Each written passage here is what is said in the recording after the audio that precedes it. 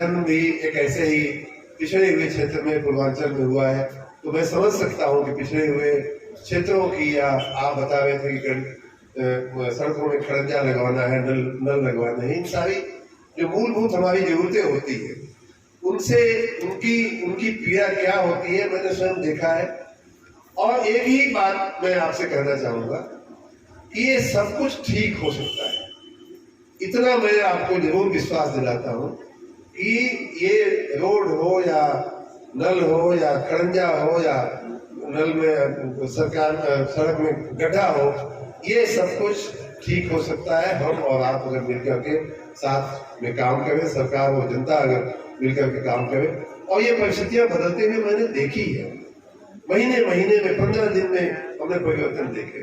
तो आप निश्चिंत रहिए, आपकी सेवा में हम लोग सब लोग लगे हुए हैं, सब लोग जुटे हुए हैं। कभी भी आपको आवश्यकता पड़े तो अपने इस भाई को, अपने बेटे को याद करिएगा, मैं आपकी सेवा में उपस्थित हूं।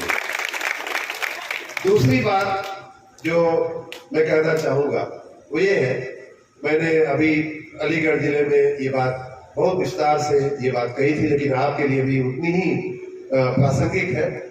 ये हाथरस के लिए भी, अलीगढ़ और हाथरस में कोई फर्क नहीं है। वो ये है कि आपके यहाँ, मैं हाथरस में जैसे ही उतरा तो कई लोग मिले थे और शायद यहाँ भी बैठे होंगे। आपके यहाँ जो मेटल का काम होता है, जो धातु का काम होता है, राजा महेंद्र प्रताप सिंह की धरती पे ये जो परंपरागत जो व्यवसाय है, परंपरागत आपका हींग भी है, लेकिन मैं हींग जानता हूं कि है, लेकिन मैं जो बात कह रहा हूं वो अलग ढंग की बात मैं कहना चाहूंगा। वो ये है कि आपका जो परंपरागत बहुत आपकी महारत है धातु के व्यवसाय में, धातु के उद्योग में, उसको आप और बढ़िया से करिए। उसके बहुत आने वाले दिनों में उसका बहुत ज्यादा स्कोप बनने वाला है, बहुत ज्यादा पोटेंशियल बनने वाला है। वो इसलिए कि आपके बगल में अलीगढ़ में, और शायद हाथरस का भी हिस्सा उसमें आता होगा, बुंदेलखंड का हिस्सा आता है, कानपुर आता है, इसमें डिफेंस कॉरिडोर की रचना होने जा रही है। और डिफेंस कॉरिडोर शायद आपने नाम सुना होगा। वो ये है कि पूरे देश में 2 ऐसे क्षेत्र चिन्हित किए गए हैं, 2 ऐसे एरिया, बहुत बड़ा विस्तार ऐसा चिन्हित किया गया है कि जहां सैकड़ों विदेशी और देशी कंपनियां जो सबसे बड़े सामान जो रक्षा के बनाती है, उसमें टैंक हो या हवाई जहाज हो, हेलीकॉप्टर हो, फाइटर प्लेन हो, ऐसे जो सामान बनते हैं, ऐसी कंपनियां आपके इसी अलीगढ़, इसी हाथरस में आकर के लगने वाली। और ऐसा देश में खाली 2 जगह ऐसा हो रहा है, एक चेन्नई में बन रहा है, एक आपके यहाँ बन रहा है, आपके नजदीक में बन रहा है। और स्वाभाविक रूप से जब जहाज बनेगा तो उसमें धातु लगती है, धातु का ही उपयोग होता है, किसी न किसी प्रकार से कोई न कोई मेटल लगता है। टैंक बनेगा, कोई न कोई किसी न किसी प्रकार से उसमें मेटल लगता है, धातु लगती है।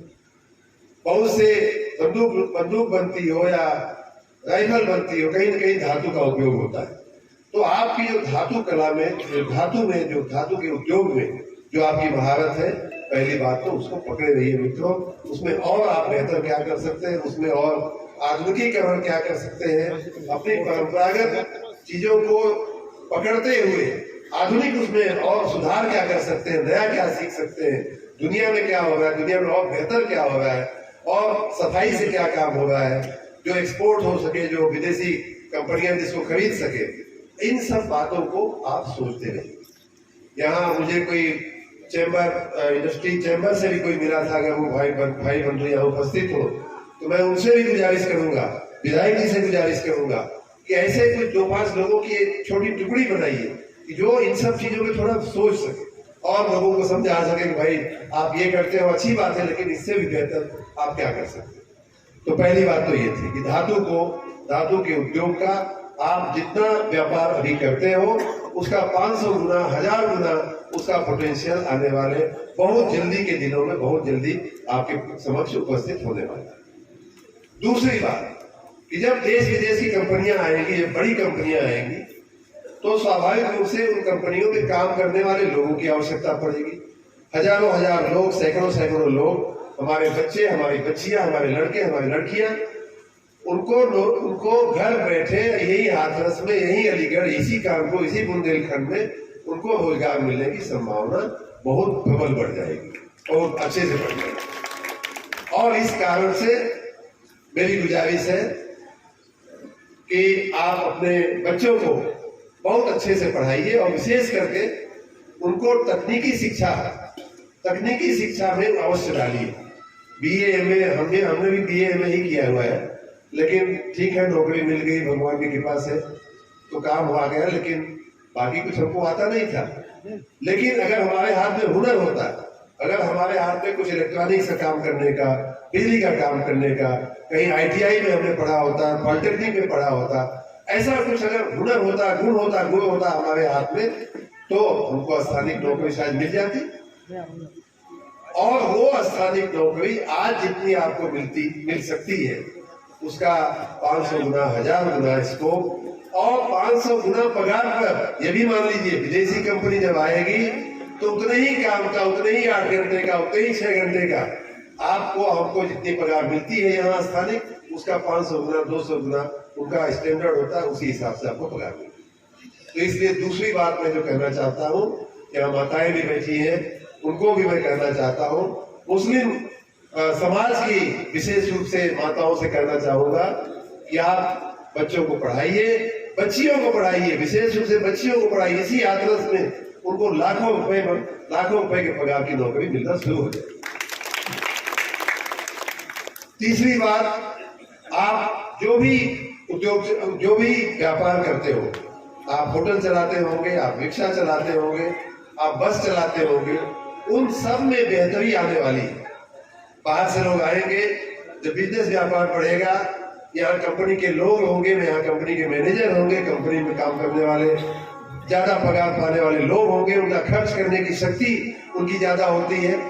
ऐसे लोग जब आपके यहाँ होटल में खाने निकलेंगे, तो आप जिस समोसे का आप 10 रुपया आज लेते हो, उसका 100 रुपया भी दे करके जाने में उनको गुरेज नहीं होता, और आपकी उसी सामान की, उसी चीज की कीमत जो है आप बढ़ जाएगी, और वो लोग ज्यादा खर्च करके आपको, लेकिन उनकी कुछ उम्मीदें होती है, उनकी कुछ शर्तें होती है, साफ सफाई होनी चाहिए। हम देख रहे हैं, मैं अलीगढ़ के चंदौस में भी काफी अंदर गांव में जाने का मुझे मौका मिला। हाथरस में तो अच्छा दिखा, लेकिन चंदौस में काफी समस्या थी, साफ सफाई का काफी अवकाश है। यहाँ भी ऐसे ही होगा, मतलब हर जगह होता है, हर जगह हमारे नगरों में। मैं शर्मा जी का के कार्यकुशलता और उनकी श्रीमती जी की कार्यकुशलता को नमन करता हूँ। फिर भी हम हिंदुस्तान में हमारी आदतें पड़ी हुई हैं, ऐसी परिस्थितियों में हमें जीने की आदत पड़ी हुई है, लेकिन उन लोगों को ऐसी परिस्थिति में जीने की आदत नहीं है। तो उनके लिए हम अपने लिए कर रहे हैं, यूं मान करके, क्योंकि आप करोगे तो आएगा, फैक्ट्री लगाएगा तो 100 आदमी को रोजगार देगा, रोजगार मिलेगा तो उसको पगार मिलेगी, पगार मिलेगा तो आपके घर में पैसा आएगा, आप अच्छा कपड़ा खरीदोगे, अच्छा खाना खाओगे, अच्छा मकान बनाओगे। ये पूरा एक साइकिल है मित्रों। ये कोई अगर ये कह दे कि हम आपको धनी बना देंगे, विधायक जी आपको वादा करते कि मैं आपको सुखी कर दूंगा, नहीं, ऐसे सुखी नहीं होंगे आप। सुखी तब होंगे हम और आप जब हमारा बेटा कमाएगा, हमारे घर में पैसा आएगा, उसको पगार मिलेगी और हमारे घर में रोटी अच्छी पकना शुरू होगी। तो ये करने के लिए हमें आपको अपनी थोड़ी जो वर्तमान व्यवस्थाएं हैं, उनमें भी थोड़ा हमें परिवर्तन करने का सोचना पड़ेगा। हाथरस का तो वैसे भी बहुत नाम है, काका हाथरसी के चलते, हींग के उद्योग के चलते, आपका जो मेटल का उद्योग है उसके चलते, यहाँ कभी वह बैठे हुए हैं ऐसे विलक्षण विभूतियों के चलते, यहाँ वैसे भी लोग आते जाते हैं, लेकिन इसमें 4 चांद हम लगा सकते हैं। अगली बात जो मैं कहना चाहूंगा वो ये है कि आप छोटा काम करते हैं या बड़ा काम करते हैं, इसमें संकोच नहीं करना चाहिए। साइकिल का स्टैंड लगाते हो या टैक्सी चलाते हो या रिक्शा चलाते हो, उसमें भी बेहतर क्या हो सकता है, उसे हमें हमेशा सोचते रहना चाहिए। और इस तरह से मित्रों, हम आप अगर करते हैं, सरकार का की पूरी मंशा है, माननीय मोदी जी ने यहाँ जो डिफेंस कॉरिडोर दिया है, मैं भी संयोग से उन दिनों उन्हीं के कार्यालय में काम करता था। हम लोगों ने भी थोड़ा इसमें अपना उत्तर प्रदेश को फायदा हो उस दिशा में थोड़ा प्रेरित किया और उसका लाभ मिला कि उत्तर प्रदेश में भी पूरे देश में मात्र 2 बन रहे हैं, उसमें से एक उत्तर प्रदेश से बन रहा है। तो ऐसा आपके एकदम घर में ऐसी अवसर खड़ा होने वाला है। और अगर आपका बच्चा, आपकी बेटी यहाँ नौकरी करके लाखों रुपए कमाएगी तो साथ में अपने माँ बाप का भी ध्यान रखेगी। किसी का उद्योग होगा, किसी का परंपरागत हिंग का उद्योग होगा, उसमें भी हाथ बटाएगी। सुबह शाम आकर के लड़का हाथ बटाएगा। किसी का खेत खलिहान होगा, उसका भी ध्यान रखेगा। अपने बूढ़े माँ बाप की दवा का भी ध्यान रखेगा और उसको मुंबई और कलकत्ता रोजगार खोजने नहीं जाना पड़ेगा, वहां झुग्गी झोपड़ी में नहीं रहना पड़ेगा।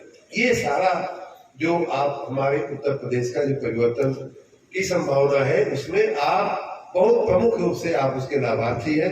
आप इसका लाभ लीजिए। आप सबको मैं शुभकामना देता हूँ।